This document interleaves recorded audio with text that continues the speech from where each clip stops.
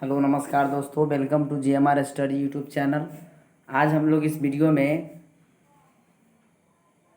GS का महत्वपूर्ण 10 question के बारे में चर्चा करेंगे जो विभिन्न प्रतियोगी परीक्षाओं में पूछे गए हैं, चाहे वो बीपीएससी हो, रेलवे हो या बैंक हो। इन सब में जो है ये प्रश्न पूछे गए हैं। तो चलिए शुरू करते हैं। हमारा फर्स्ट प्रश्न है कि भारतीय राष्ट्रीय कांग्रेस के संस्थापक कौन थे। ये ऑप्शन है विलियम एडम एओ ह्यूम, रास बिहारी बोस या मोतीलाल नेहरू। तो इसमें पूछ रहा है कि भारतीय राष्ट्रीय कांग्रेस के संस्थापक कौन थे, तो एओ ह्यूम होगा, यानी एओ ह्यूम, जिसे हम लोग कहते हैं एक्टोरियल ह्यूम, एलन एक्टोरियल ह्यूम। 1885 ईस्वी में भारतीय राष्ट्रीय कांग्रेस की स्थापना हुआ। कब हुआ? 1885 ईस्वी में। 1885 ईस्वी में भारतीय राष्ट्रीय कांग्रेस की स्थापना हुई। साथ ही साथ यह जो एओ ह्यूम था वह एक रिटायर सिविल सर्वेंट था, अंग्रेज का रिटायर एक सिविल सर्वेंट था। बात करें तो भारतीय राष्ट्रीय कांग्रेस का जो पहला सम्मेलन हुआ था वह आपका 1885 ईस्वी में बम्बई के गोकुलदास तेजपाल संस्कृत कॉलेज में हुआ था। कब हुआ, कहाँ हुआ था? गोकुलदास तेजपाल संस्कृत जो है विद्यालय था, उस समय कॉलेज था, उस कॉलेज में हुआ था 1885 ईस्वी में बम्बई में, जिसके अध्यक्ष इस जो प्रथम सम्मेलन था, इस सम्मेलन की अध्यक्षता किसने किया था? तो बेमेश चंद्र बनर्जी ने, WC बनर्जी ने भारतीय राष्ट्रीय कांग्रेस की जो पहली सम्मेलन बुलाया गया था, पहला जो सम्मेलन था, इस सम्मेलन की अध्यक्षता WC बनर्जी ने किया था। और इसमें जो अध्यक्षता किया था WC बनर्जी, जबकि सचिव के पद पर बनाया गया था किसको? एओ ह्यूम को। एओ ह्यूम के इनको बनाया गया, एओ ह्यूम को सचिव पद पर बनाया गया, जो 1885 से लेकर 1905 ईस्वी तक सचिव के पद पर बने रहे। कौन? एओ ह्यूम। नेक्स्ट प्रश्न देखते हैं। स्वराज मेरा जन्मसिद्ध अधिकार है और मैं इसे लेकर रहूँगा, किसने कहा था? ऑप्शन ए है बिपिन चंद्र पाल, ऑप्शन ए है बिपिन चंद्र पाल, बी है अरविंद घोष, सी है बाल गंगाधर तिलक और डी है सुभाष चंद्र बोस। तो इसका राइट आंसर हो जाएगा बाल गंगाधर तिलक। स्वराज मेरा जन्मसिद्ध अधिकार है और मैं इसे लेकर रहूँगा, ऐसे कहने वाले व्यक्ति थे कौन? ऐसे कहने वाले व्यक्ति थे बाल गंगाधर तिलक। बाल गंगाधर तिलक, जिन्हें लोकमान्य तिलक के नाम से भी जाना जाता है, लोकमान्य तिलक के नाम से भी जाना जाता है। बाल गंगाधर तिलक को और किस नाम से जाना जाता है? तो लोकमान्य तिलक। इन्होंने बाल गंगाधर तिलक से संबंधित अगर बात करें तो 1906 ईस्वी में सबसे पहले इन्होंने कलकत्ता अधिवेशन में, कांग्रेस का जो कलकत्ता अधिवेशन हुआ था, उसमें स्वराज को पारित किया था। स्वराज प्रस्ताव को क्या किया था? पारित किया था। साथ ही साथ 1916 ईस्वी में इन्होंने, बाल गंगाधर तिलक ने, होम रूल लीग की स्थापना की थी। क्या किया था? होम रूल लीग की स्थापना की थी। 1906 में कलकत्ता अधिवेशन में, कांग्रेस के कलकत्ता अधिवेशन में स्वराज प्रस्ताव को पारित किया था। 1916 ईस्वी में होम रूल लीग की स्थापना किया था। 1916 ईस्वी में होम रूल लीग की स्थापना किसने किया? तो यह बाल गंगाधर तिलक ने। अगर बात करें तो अंग्रेज अफसर जिनका नाम था वैलेंटाइन सिरोल, वैलेंटाइन सिरोल ने, है ना, वैलेंटाइन जो सिरोल था, वैलेंटाइन सिरोल जो है, इन्हें जो है वैलेंटाइन सिरोल ने इन्हें भारत में अशांति का जन्मदाता कहा है। यानी भारतीय अशांति का जन्मदाता किनको कहा गया है? बाल गंगाधर तिलक को कहा गया है। नेक्स्ट प्रश्न देखते हैं। थर्ड नंबर क्वेश्चन है कि भारत सेवक समाज की स्थापना किसने किया? भारत सेवक समाज की स्थापना किसने किया? तो ए ऑप्शन है लाला लाजपत राय, बिपिन चंद्र पाल, गोपाल कृष्ण गोखले और भगत सिंह। तो अगर हम इसके बारे में बात करें कि भारत सेवक संघ समाज की स्थापना किसने किया, तो इसका राइट आंसर हो जाएगा गोपाल कृष्ण गोखले। गोपाल कृष्ण गोखले, गोपाल कृष्ण गोखले। कब किया गया? 12 जून अगर बात करें इसकी स्थापना कब किया गया, तो 12 जून 1905 को, 12 जून 1905 को गोपाल कृष्ण गोखले ने क्या किया? पूना में इसकी स्थापना किया। इस समाज का जो मुख्य उद्देश्य था वह भारतीय युवाओं को प्रशिक्षित करके अपनी मातृभूमि की सेवा के लिए जज्बा जगाना था, जोश जगाना था उसके अंदर में। ये भारत सेवक समाज की यह मुख्य उद्देश्य था। तो भारत सेवक समाज की स्थापना किसने किया? गोपाल कृष्ण गोखले ने किया। किसने किया? गोपाल कृष्ण गोखले ने। कब किया?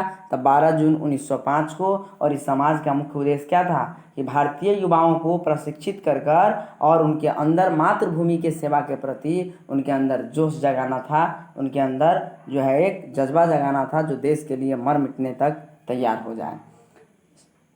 चौथे नंबर प्रश्न को देखते हैं। 4 नंबर प्रश्न है, सत्य शोधक समाज की स्थापना किसने किया?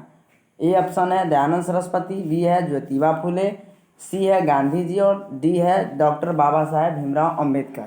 सत्य शोधक समाज की स्थापना इनमें से किसने किया? तो सत्य शोधक समाज की अगर बारे में बात करें तो सत्य शोधक समाज की स्थापना किया था ज्योतिबा फुले ने। किसने किया? ज्योतिबा फुले ने। कब किया? तो 1873 ईस्वी में। याद रखिएगा कब किया गया? तो 1873 ईस्वी में सत्य शोधक समाज की स्थापना ज्योतिबा फुले ने 1873 ईस्वी में किया। और इस समाज का मुख्य उद्देश्य था कि कमजोर वर्ग के सामाजिक रूप से क्या करना था? न्याय दिलाना था। जो व्यक्ति कमजोर वर्ग के थे उन्हें सामाजिक रूप से न्याय मिले, इनके लिए ज्योतिबा फुले ने सत्य शोधक समाज की स्थापना 1873 ईस्वी में किया। साथ ही साथ इन्हें जो है महात्मा कब कहा गया? महात्मा जो है ज्योतिबा फुले के नाम से कब इनको जाना गया? तो 1888 ईस्वी में। 1888 ईस्वी में।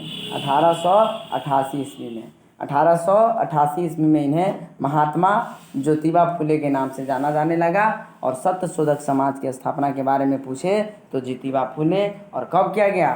तो 1873 ईस्वी में। 1873 ईस्वी में सत्य शोधक समाज के स्थापना किसने किया? ज्योतिबा फुले ने किया। अगर यहाँ पर हम लोग कुछ और समाज के बारे में चर्चा करें तो देख सकते हैं, जैसे वेद समाज। वेद समाज का स्थापना किसने किया? तो वेद समाज का स्थापना धरालू नायडू ने किया। किसने किया? धरालू नायडू ने किया था। धरालू नायडू ने किया था। वेद समाज की स्थापना किसने किया? धरालू नायडू ने। नेक्स्ट है देव समाज। देव समाज की स्थापना किसने किया? तो शिव नारायण अग्निहोत्री। किसने किया? शिव नारायण अग्निहोत्री। शिव नारायण अग्निहोत्री ने किया। देव समाज शिव नारायण अग्निहोत्री। इसके बाद एक और समाज को देखें तो तत्वबोधिनी सभा के बारे में जो अगर करें तो तत्वबोधिनी सभा का गठन किसने किया? तत्वबोधिनी सभा का गठन किसने किया या स्थापना किसने किया? तो देवेंद्रनाथ टैगोर ने किया था। देवेंद्रनाथ टैगोर ने किया था। देवेंद्रनाथ टैगोर ने तत्वबोधिनी सभा का स्थापना किसने किया? देवेंद्रनाथ टैगोर ने। भारत सेवक संघ समाज के बारे में अभी चर्चा किए हैं। गोपाल कृष्ण गोखले। गोपाल कृष्ण गोखले ने जो है आपका स्थापना किया था। नेक्स्ट प्रश्न है, भारतीय राष्ट्रीय कांग्रेस की प्रथम महिला अध्यक्ष कौन थी? ऑप्शन ए है कस्तूरबा गांधी, ऑप्शन बी है एनी बेसेंट, ऑप्शन सी जो है आपका वह है सरोजनी नायडू और ऑप्शन डी है लक्ष्मी देसाई। तो इसका जो राइट आंसर हो जाएगा वह बी हो जाएगा, एनी बेसेंट। Annie Besant. भारतीय राष्ट्रीय कांग्रेस की जो प्रथम महिला अध्यक्ष थी वह थी एनी बेसेंट। एनी बेसेंट भारतीय राष्ट्रीय कांग्रेस की प्रथम महिला क्या बनाई गई? 1917 में। याद रखिएगा 1917 के कोलकाता अधिवेशन में, जो कोलकाता अधिवेशन हुआ उस कोलकाता अधिवेशन 1917 की अध्यक्षता ये जो एनी बेसेंट ने की थी। और यह जो है भारतीय राष्ट्रीय कांग्रेस की प्रथम महिला बनाई गई। लेकिन यहाँ एक इम्पोर्टेंट बात समझना है, अगर सीधे पूछे, अगर प्रश्न हमसे पूछा गया कि भारतीय राष्ट्रीय कांग्रेस की प्रथम महिला अध्यक्ष कौन थी तो ये हो जाएगा एनी बेसेंट। लेकिन भारतीय राष्ट्रीय कांग्रेस की प्रथम भारतीय महिला अध्यक्ष कौन थी? तो इसका राइट आंसर हो जाएगा सरोजनी नायडू। कौन हो जाएगा? सरोजनी नायडू। सरोजनी नायडू जो है वह हो जाएगी। और जो उन्होंने 1925 ईस्वी में क्या किया था? कांग्रेस के कोलकाता अधिवेशन का ही, कब? 1925 ईस्वी में, 1925 ईस्वी में, यानी 1925 ईस्वी में कांग्रेस के कौन अधिवेशन? कानपुर अधिवेशन। याद रखना है कोलकाता नहीं, कानपुर। कानपुर अधिवेशन की अध्यक्षता सरोजनी नायडू ने की थी। अतः सरोजिनी नायडू को भारतीय राष्ट्रीय कांग्रेस की प्रथम महिला अध्यक्ष के नाम से जाना जाता है। कब? 1925 के कानपुर अधिवेशन का। जबकि भारतीय राष्ट्रीय कांग्रेस की प्रथम महिला अध्यक्ष कौन थी? तो भारतीय राष्ट्रीय कांग्रेस की प्रथम महिला अध्यक्ष एनी बेसेंट थी, जिन्होंने किस अधिवेशन का? 1917 का कोलकाता अधिवेशन की अध्यक्षता की थी। अब देखते हैं, ये 5 जीएस का क्वेश्चन था। अब 5 साइंस का क्वेश्चन को ही हम लोग देखते हैं। कहता है प्रकाश संश्लेषण का उत्पाद है। तो प्रकाश संश्लेषण का उत्पाद के रूप में अगर बात करें तो ये शर्करा है। कौन है? शर्करा है, जिसका सूत्र होता है C6H12 और O6। याद रखिएगा, शर्करा का मतलब ग्लूकोज से है और ग्लूकोज का सूत्र होता है C6H12O6। तो प्रकाश संश्लेषण का उत्पाद है शर्करा, लेकिन उपोत्पाद, देखिए यहाँ हिंदी शब्द को पकड़ना है। उत्पाद अगर कहेगा तो ये हो जाएगा शर्करा, लेकिन उपोत्पाद कहेगा तो हो जाएगा ऑक्सीजन।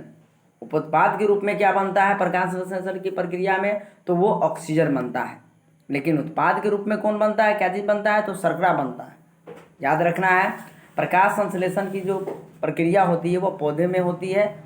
हर पौधे में जो है एक मूलभूत प्रक्रिया के माध्यम से अपना भोजन स्वयं तैयार करती है पौधे, जिन्हें हम लोग कहते हैं कि यह प्रकाश संश्लेषण की प्रक्रिया कहते हैं।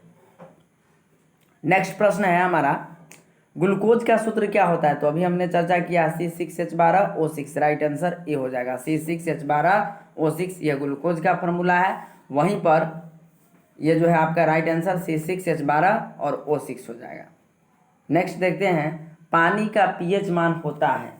तो पानी का जो पीएच मान, डायरेक्ट हमसे पूछा गया है कि पानी का पीएच मान क्या होगा? तो पानी का पीएच मान 7 होगा। यहाँ पर पूछा गया है कि पानी का पीएच मान कितना होगा? तो पानी का पीएच मान हमारा राइट आंसर कितना हो जाएगा? 7। अगर 7 से किसी भी विलयन का पीएच मान अगर 7 है तो वह उदासीन होगा। अगर 7 से कम है तो वह अम्लीय होगा, और 7 से अधिक है तो वह क्षारीय होगा। इस बात को याद रखिएगा, किसी भी विलयन का पीएच मान 7 के बराबर हो तो वह होगा उदासीन, और 7 से कम होगा तो अम्लीय, और 7 से ज़्यादा है तो वह क्या हो जाएगा? क्षारीय हो जाएगा। वह क्या हो जाएगा? क्षारीय हो जाएगा। इस बात को याद रखिएगा। नेक्स्ट क्वेश्चन है कि विद्युत शक्ति का इकाई है। विद्युत शक्ति का इकाई है, तो विद्युत शक्ति का जो इकाई हो जाएगा वो विद्युत शक्ति पूछा गया तो इसका हो जाएगा वाट। विद्युत शक्ति का जो ऐसा ही मात्रक हो जाएगा वह क्या हो जाएगा? वाट हो जाएगा। विद्युत शक्ति का ऐसे ही मात्रक वाट। विद्युत शक्ति का ऐसे ही मात्रक वाट। क्योंकि विद्युत शक्ति क्या होता है? तो किसी भी परिपथ में ऊर्जा के जो क्षय होता है उस क्षय के दर को, ऊर्जा के क्षय को दर को, जो उसमें ह्रास होता है एनर्जी में, उसके दर को हम लोग क्या कहते हैं? शक्ति कहते हैं, पावर कहते हैं। और इसका ऐसे ही मात्रक क्या होता है? वाट होता है। किसी विद्युत परिपथ में ऊर्जा के क्षय के दर को विद्युत शक्ति कहते हैं, और विद्युत शक्ति का ऐसी मात्रक क्या होता है? वाट होता है। नेक्स्ट क्वेश्चन हमारा 10 नंबर है, और इसमें पूछा गया कि विद्युत धारा किस उपकरण से मापी जाती है? तो विद्युत धारा किस उपकरण से मापी जाती है? ऑप्शन ए है वोल्ट मीटर, बी है एमीटर, सी है वाट, और डी है नॉट। इनमें से कोई नहीं। तो हमारा राइट आंसर हो जाएगा एमीटर। विद्युत धारा किस उपकरण से मापी जाती है? तो विद्युत धारा मापा जाएगा किससे? आपका एमीटर से। विद्युत धारा किससे मापा जाएगा? एमीटर। यानी इलेक्ट्रॉन के प्रवाह को हम लोग विद्युत धारा कहते हैं। यदि किसी परिपथ से होकर के इलेक्ट्रॉन का प्रवाह हो रहा है तो ऐसी स्थिति में कहेंगे कि उससे विद्युत धारा प्रवाहित हो रहा है। विद्युत धारा का ऐसे मात्रक क्या हो गया? एमीटर हो गया। इस तरह से हम लोगों ने 10 अति महत्वपूर्ण प्रश्नों को चर्चा किया है। यदि आपको यह वीडियो अच्छा लगे तो please GMR study YouTube channel को लाइक, सब्सक्राइब और शेयर जरूर करें। साथ ही साथ कमेंट बॉक्स में आप ज़रूर अपना सलाह दें।